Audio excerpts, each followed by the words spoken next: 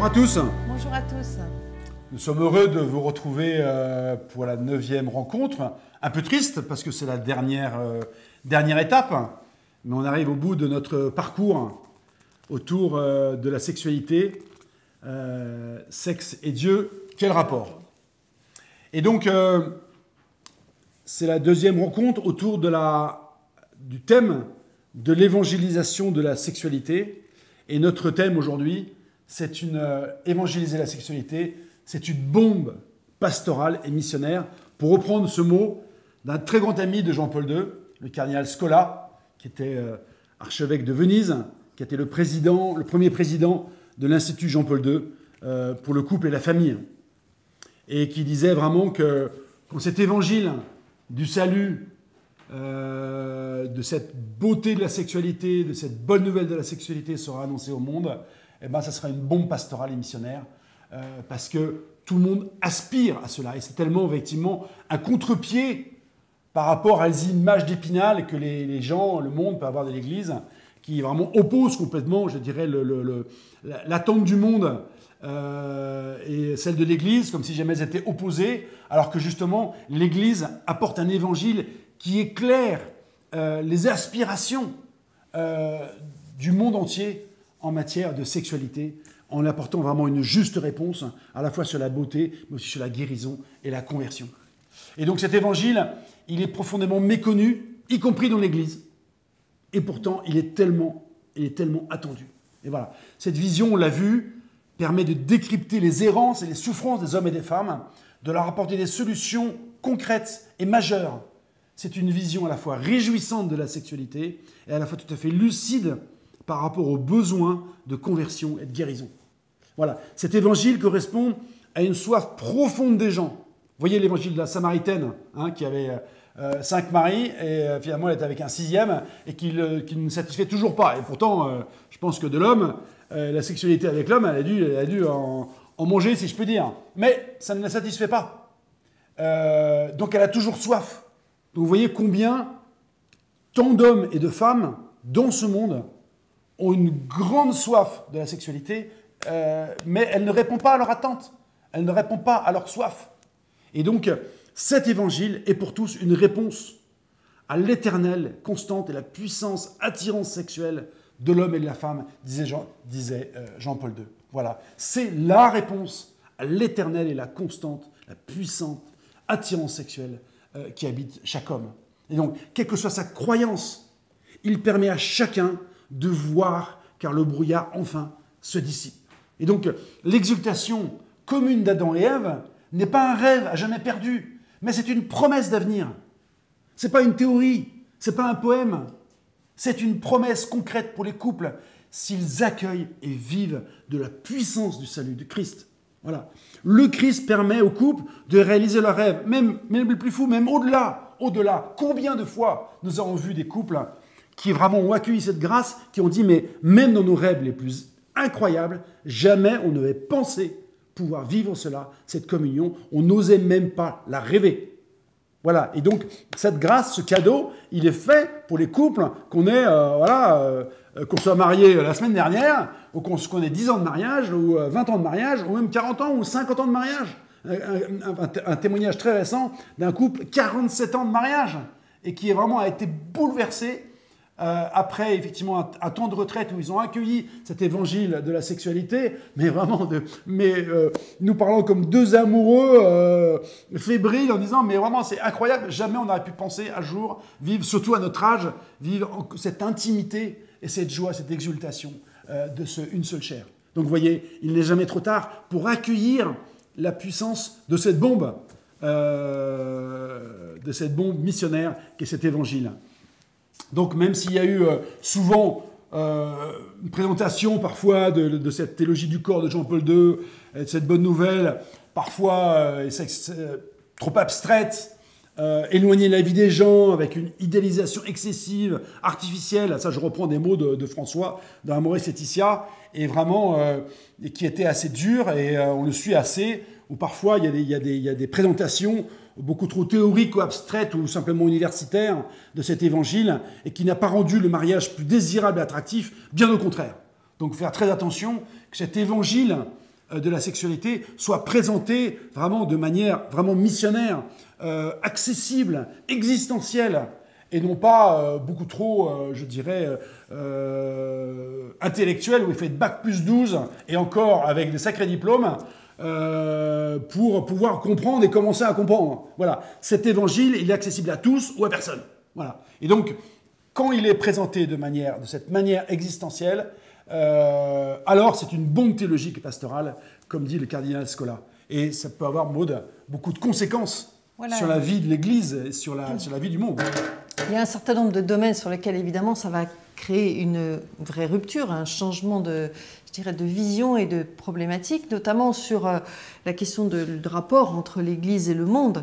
Lorsque le monde comprendra que l'Église porte cette beauté de la vision de la sexualité, bien sûr que ça va changer la vision qu'il en a par rapport à l'Église, qu'il considère comme justement... complètement ringarde et has-been. Et puis mettant tout ça de côté... Voilà, je me souviens aussi d'une enquête, Alex, qui a été faite il n'y a pas très longtemps, enfin il y a quelques années plutôt, auprès des femmes en Angleterre, où les journalistes avaient été étonnés de voir que c'était les chrétiennes qui avaient une sexualité la plus épanouie et la plus satisfaisante. Donc il y a bien quelque chose là où le monde doit aussi changer sa vision de l'Église, et il faut que nous, chrétiens, nous soyons justement témoins de cette beauté de notre vie, je dirais, équilibrée. Bien sûr que tout n'est pas réduit à la sexualité, bien évidemment, mais la sexualité est le lieu même où nous allons célébrer de façon le plus intense tout ce qui irradie notre vie, notre tendresse, notre relation conjugale, etc. Donc bien sûr, ça peut réconcilier aussi l'Église avec une partie de la société qui pense qu'à cause de la sexualité, beaucoup ont quitté l'Église. Et peut-être que la justesse de Jean-Paul II, c'est d'annoncer la bonne nouvelle de la sexualité et pas l'aspect moral qui, bien sûr, vient comme une ordonnance pour donner des règles de vie, mais qui n'est pas, je dirais, le plus important. La règle est là au service du fond. Et c'est d'abord le fond qu'il faut donner. Et nous croyons vraiment que si jamais beaucoup, effectivement, ont quitté l'Église à cause des questions de la sexualité depuis des dizaines d'années, voire des siècles, nous pensons, et nous sommes d'ailleurs témoins déjà de couples ou de personnes qui sont revenus à l'Église parce qu'ils étaient émerveillés de cet évangile de la sexualité. Et donc c'est pour ça que nous disons souvent que cet évangile, c'est un autoroute missionnaire, parce que des personnes, non seulement la sexualité doit être évangélisée, mais en plus, l'accueil de cet évangile va conduire des personnes, au-delà de leur sexualité, à accueillir le Christ. Voilà, et c'est pour ça qu'on voit aussi que ça ouvre un champ nouveau dans la pastorale des jeunes, notamment dans la préparation, je dirais, lointaine du mariage, comme le disaient Jean-Paul II et le pape François. Et c'est que donc nous devons apporter cette bonne nouvelle aux jeunes pour qu'ils puissent aussi être, je dirais, plus justes dans cette période si difficile où ils découvrent leur vie affective et où ça part dans tous les sens, et qu'il ne s'agit pas simplement de donner des règles morales, mais de bien en donner le sens et le pourquoi. Et c'est ce contenu-là qui permet aux jeunes d'avoir une vision sur ce qu'ils doivent vivre ou pas dans le domaine de la sexualité, et pour justement en mesurer toutes les grâces et en bénéficier. Aujourd'hui, ce n'est plus les digues morales qui, je dirais, canaliseront l'énergie de la sexualité. C'est le sens, la théologie, la vision, l'énergie spirituelle, tout ce corpus, cette profondeur qui, effectivement, fera qu'effectivement, aujourd'hui, des jeunes ne prendront beaucoup moins des chemins de traverse dans lesquels ils s'abîment énormément. Voilà, et puis nous pouvons aussi revoir qu'il y a un changement aussi dans la façon de gérer ces difficultés avec notre sexualité, de les placer au bon niveau. Il ne s'agit pas de flageller son corps pour l'aider à résister à la tentation. Il s'agit de travailler sur, je dirais, la conversion et la purification de nos cœurs, et donc situer le bon combat au bon niveau, c'est-à-dire au niveau spirituel. Bien sûr que nous avons des désirs et des pulsions, et ils sont magnifiques, mais par contre, nous avons besoin de les ordonner pour apprendre justement à les mettre au service de ce que nous désirons faire et pas être manipulés par nos pulsions, par nos sentiments, par notre affectif. Et c'est là-dessus que l'homme acquiert sa dignité. Et ça, c'est un chemin d'exigence que beaucoup d'hommes et femmes ont envie d'entendre.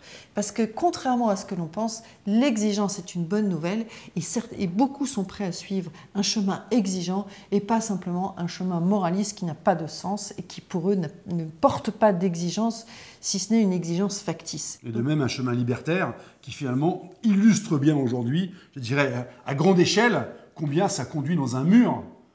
Et que l'aspect simplement purement jouissif, libertaire, fais ce que tu veux, etc., finalement est un profond mensonge qui fait des ravages et qui est mensonger. Voilà, et puis bien sûr un chemin, je dirais, de prise en compte justement des gravités des dérives sexuelles. Nous devons aussi progresser dans la libération de la parole sur le sujet. Je sais que notamment dans les établissements catholiques, il se passe un énorme travail sur ces questions d'éducation à la vie affective et sexuelle, y compris dès le plus jeune âge. Et je pense que c'est tout à notre honneur, en tant que chrétiens, d'avoir un vrai langage clair et vrai sur ces questions-là et adapté en même temps à chaque âge. Et puis un travail aussi d'accompagnement spirituel des époux qui est un pan énorme dans l'Église qui n'est pas encore ouvert. Jusqu'à présent, on accompagnait l'un ou l'autre parce que nous savons que nous avons besoin d'être guidés dans notre vie, dans nos choix. Guidés pas pour que quelqu'un nous impose quelque chose, bien sûr, mais pour pouvoir relire avec un aîné, un tiers, ce que nous vivons et bénéficier de ses conseils. Eh bien, nous avons besoin de cela aussi en couple. Et c'est vrai que la dimension de l'accompagnement sur ce sujet de la vie affective et sexuelle est aussi important, même s'il fait partie de l'intimité du couple. Et nous n'avons pas encore aujourd'hui un grand savoir-faire dans l'Église. Donc c'est tout un pan qui s'ouvre sur comment aider des couples aussi dans ce domaine-là à progresser dans leur vie conjugale et puis spirituelle. Enfin, ça va évidemment affecter la préparation au mariage, la façon dont on prépare les vocations. Ça va affecter positivement. Voilà, donc positivement, bien sûr. En tout cas, disons, modifier la façon d'en parler, et peut-être qu'aussi dans notre préparation aux vocations, que ce soit au célibat ou au mariage, cette vision de la sexualité est importante à communiquer pour pouvoir chacun se positionner dans son choix de vie avec justesse et en sachant aussi le combat qui est lié. Bref, nous avons à reprendre toutes les bases de l'éducation affective et sexuelle pour ne pas être comme dans le monde centré sur la recherche de jouissance et puis de la protection en même temps pour les dangers sanitaires qu'on pourrait avoir, mais d'être dans une juste protection qui est de voir justement quelle est la vision à l'éducation à l'amour, au bel amour comme disent certains, et qui est en fait celui qui satisfait notre cœur et celui dont nous avons envie de vivre. Bref, il y a un grand renouveau à vivre sur cette question aussi de la recherche théologique, pastorale, spirituelle autour de la sexualité pour que tout soit ajusté et soit conforme à cette nouvelle vision que Jean-Paul II a approfondie à partir de la richesse de la tradition. Bon, donc nous avons bien compris combien se préparer à évangéliser, s'engager dans l'évangélisation de la sexualité, c'est super important. Et donc les couples sont en première ligne. Oui, mais cette évangélisation commence d'abord par la nôtre, notre propre sexualité. Et le Christ nous devons vraiment expérimenter, je dirais, cette bonne nouvelle et ce salut du Christ si nous voulons être crédibles, authentiques et contagieux de Dieu, comme dit le pape François, dans cette évangélisation. C'est ce que disait Benoît XVI, n'est évangélisateur que celui qui a été guéri par Dieu. Il a dit en introduction au synode sur la nouvelle évangélisation. Donc, si nous voulons être vraiment missionnaires dans ce domaine, il est fondamental d'accueillir vraiment la puissance transformante de l'évangile de la sexualité. Maude. Oui, alors comment faire? D'abord, goûter vraiment dans sa chair, goûter dans son couple, vérifier, grandir dans la bonne nouvelle de cette œuvre du Christ dans la sexualité et demander au Christ d'agir dans cette vie que nous avons à découvrir ensemble dans la justesse, je dirais, de cette bonne nouvelle. Donc il faut mener ensemble, courageusement, franchement et humblement, nos combats de conversion. Donc, sur le sujet de la sexualité, notamment, il n'est pas rare que dans les couples, ce soit difficile d'en parler ensemble, de mettre des mots dessus. Eh bien, il faut pouvoir en parler pour pouvoir s'ajuster. L'autre ne peut pas deviner ce qui nous convient ou ne nous convient pas. Et puis, il ne peut pas savoir aussi peut-être des choses de notre passé que nous n'avons pas partagées sur ce sujet-là. Donc, en travaillant dans ce dialogue permanent l'un avec l'autre, eh bien, on peut ajuster nos combats et on peut dire à l'autre, eh bien, prie pour moi pour tel sujet parce que là j'ai du mal, ou ajuste, il faut s'ajuster sur tel autre sujet, ou l'un des deux peut dire, bien, tu es un peu trop séducteur avec telle ou telle personne, j'aimerais bien que tu t'ajustes, etc. Donc, dans nos comportements, nous allons apprendre aussi ensemble à mener ce combat vers la conversion. Ensuite, nous pouvons aussi invoquer l'Esprit Saint, Alex, parce que c'est par lui que nous savons qu'il est efficace pour nous aider justement à être dans la volonté de Dieu. Et on peut aussi relire nos unions ensemble dans la prière, en l'invoquant pour trouver les mots justes, pour pouvoir se partager ces choses-là. Et puis nous pouvons aussi accompagner cette expérience en confiant ces moments de rencontre dans la sexualité à Dieu, soit explicitement, soit intérieurement, comme chacun le souhaite, mais pour faire vraiment que ce soit des moments d'action de grâce. Et donc nous sommes appelés, comme Alex le disait déjà plusieurs fois, à célébrer souvent, fréquemment, notre une seule chair, notre union, notre mariage en Dieu. Bénissez Dieu dans vos corps. Voilà ce que disait le futur Benoît XVI en l'an 2000. Au milieu de toutes les dérives actuelles, c'est bien vers la réalité du mariage chrétien que les gens se tournent ou confusément pressentent combien lui seul peut combler leur cœur, combler leur vie. Comment les couples chrétiens ne sentiraient-ils pas alors stimulés de leur mission évangélisatrice? Voilà, parce que cet évangile est attendu de manière inconsciente, notre rôle est essentiel pour annoncer cet évangile. Une certitude est donnée par la foi et l'Esprit Saint, elle doit nous habiter. Tout homme attend cette vérité et cet évangile de la sexualité, même s'il dit le contraire. C'est pour ça que Jean-Paul II disait dans sa magnifique exhortation sur l'évangélisation Redemptoris Missio, cela donne cette certitude que tout homme attend la révélation, notamment la sexualité. Cela donne à l'évangélisateur une grande paix, une assurance, même dans un milieu hostile ou indifférent, car cette vérité n'est pas extérieure aux gens, mais elle est intérieure. Cet évangile que nous annonçons, parce que nous sommes, tout homme est à l'image de Dieu, et dont elle est inscrit vraiment ce mystère de la sexualité, quand nous l'annonçons en vérité et dans l'Esprit Saint, les gens le reconnaissent.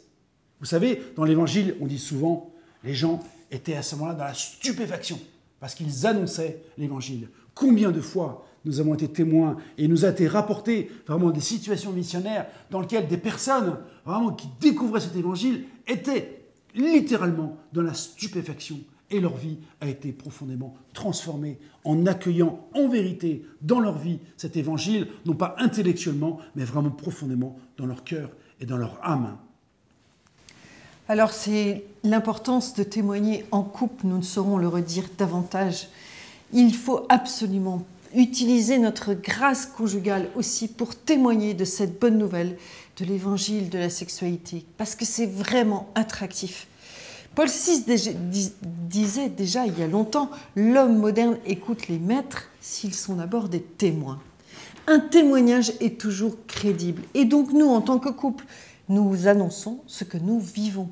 Et donc nous sommes concrètement concernés par le sujet que nous abordons. Il ne s'agit pas de quelque chose de théorique. Nous évangélisons, comme dit Benoît XVI, en rendant témoignage d'une vie nouvelle transformée par Dieu. Et ainsi nous indiquons le chemin, dit-il. C'est-à-dire qu'effectivement, en annonçant la bonne nouvelle de la sexualité comme un chemin de conversion, de progrès lent mais certain, qui mène vers le sommet, comme disait Benoît XVI, vers la béatitude vers laquelle tend tout notre être.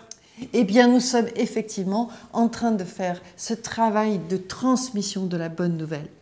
Et Jean-Paul II avait d'ailleurs cette phrase très juste en disant « Le sommet est élevé, il ne faut pas l'abaisser, mais par contre, il ne faut pas éblouir, mais éclairer le chemin. » Eh bien, en matière de sexualité, nous, couples, n'avons pas à nous présenter comme étant l'idéal des couples qui vivons déjà au sommet du nirvana. Nous avons à simplement expliciter comment humblement, par un chemin lent et laborieux, nous arrivons à découvrir des grâces extraordinaires et en témoigner pour donner envie à tout homme, toute femme d'avancer sur ce chemin pour lui aussi goûter les merveilles que nous goûtons et que nous pouvons transmettre. Et donc, le rappel du témoignage, c'est d'apprendre justement sur ce sujet-là. C'est un sujet délicat. Comment témoigner de notre vie affective et sexuelle sans tomber dans le voyeurisme ou dans l'étalage. Il ne s'agit pas de ça, mais d'en donner la justesse et de donner envie d'avancer en s'appuyant sur la parole même de Jésus. En Jean 10, si vous ne croyez pas en mes paroles, croyez au moins en mes œuvres. Eh bien, le témoignage que nous avons apporté est le témoignage des œuvres du Christ en nous. Qu'est-ce que Dieu a fait en nous? Qu'est-ce que le Christ a sauvé, libéré, guéri pour que nous puissions aujourd'hui nous aimer de manière plus juste qu'hier? Et nous savons que nous allons encore progresser sur ce chemin. Voilà, donc toute œuvre missionnaire est une œuvre qui est devancée par l'Esprit Saint, mon amour. Absolument, l'Esprit Saint travaille les cœurs, nous le savons, et donc nous n'avons qu'à révéler quelque part quelque chose qui est déjà en train de se faire comme chemin dans le cœur des hommes. Donc ayons confiance que si le Seigneur nous appelle à témoigner sur ce sujet, il nous donnera les paroles, les mots dans notre bouche pour toucher les cœurs, et l'Esprit Saint pourra agir pour faire son œuvre de conversion. En tout cas, c'est toute cette bénédiction que nous espérons pour vous, pour votre vie de couple, pour votre mission.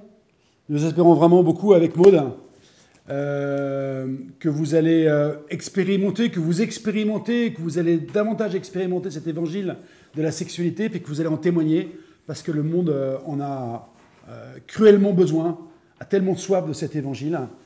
Voilà. Merci de nous avoir suivis pendant ces 9 rencontres. Ça a été une joie pour nous. Et donc, soyez bénis. Et puis nous allons terminer, Maud, par un moment de prière pour prier pour vous, comme à chaque fois. Soyez bénis. À bientôt sur le chemin de l'Église, de la mission et de la vie. Et béni soit Dieu. Au nom du Père et du Fils et du Saint-Esprit. Amen.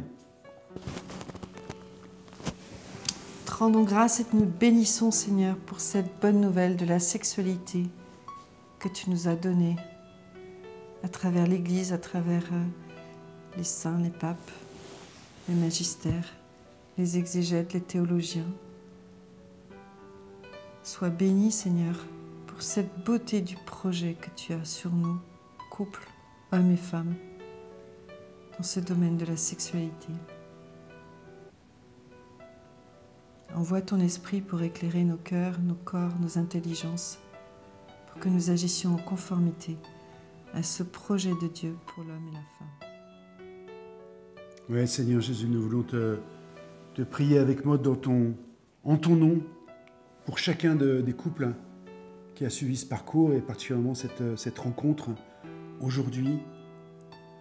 Nous voulons vraiment te prier pour eux, pour qu'ils expérimentent profondément cette bénédiction, cette joie, exultation, cette transformation de l'évangile de la sexualité, et puis également qu'ils en soient vraiment des témoins vivants, ardents, parce que le monde a besoin vraiment de couples missionnaires de cet évangile de la sexualité, car c'est un vrai autoroute pour conduire au Christ, tellement le monde attend cet évangile.